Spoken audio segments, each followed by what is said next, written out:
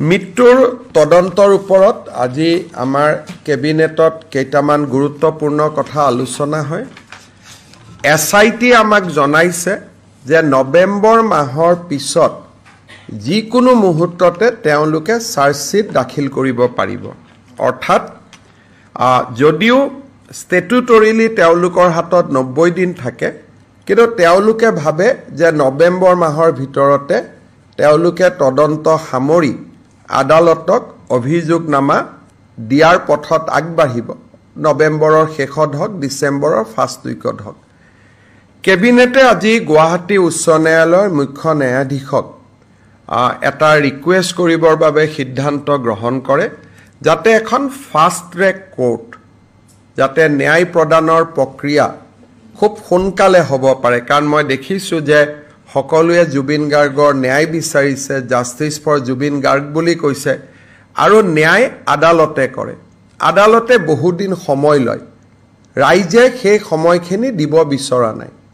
সেইকাৰণে আজি আমাৰ কেবিনেটত সিদ্ধান্ত গ্ৰহণ কৰা হৈছে যে মুখ্যমন্ত্ৰীয়ে মুখ্য ন্যায়াধীশৰ লগত যোগাযোগ কৰিব, যিটো মুহূৰ্ততে আমি চাৰ্জশ্বিট দিব পৰা অৱস্থালৈ আহোঁ, সেই মুহূৰ্তত যাতে আমি এখন ফাষ্ট ট্ৰেক কোৰ্ট পাওঁ, য'ত ডে টু ডে হিয়াৰিং হ'ব পাৰে, দৈনন্দিন হিয়াৰিং হ'ব পাৰে, আৰু খুব সোনকালে এই অভিযোগনামাখনৰ ওপৰত আমাৰ বিচাৰ নিষ্পত্তি হ'ব পাৰে।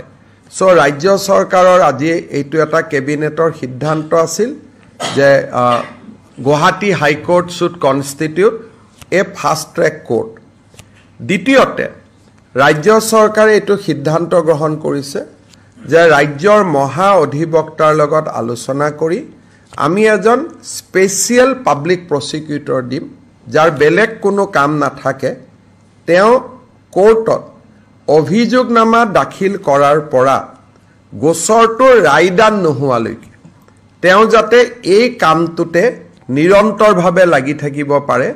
সেইকাৰণে ৰাজ্য চৰকাৰৰ কেবিনেটে আজি এই ন্যায়ৰ প্ৰক্ৰিয়াক আগুৱাই লৈ যাবৰ বাবে এজন স্পেচিয়েল পাব্লিক প্ৰচিকিউটৰ আমি এপইণ্ট কৰাৰ বাবে সিদ্ধান্ত গ্ৰহণ কৰিছোঁ।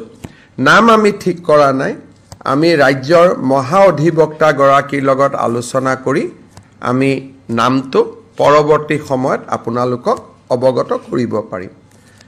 গতিকে আমি যিখিনি কাম সদায় কৰোঁ বা আমাৰ প্ৰত্যেকখন কেবিনেটতে আমি জাতি মাটিৰ কাৰণে আমি বহু সিদ্ধান্ত লওঁ, সেইবিলাক আছিলেই।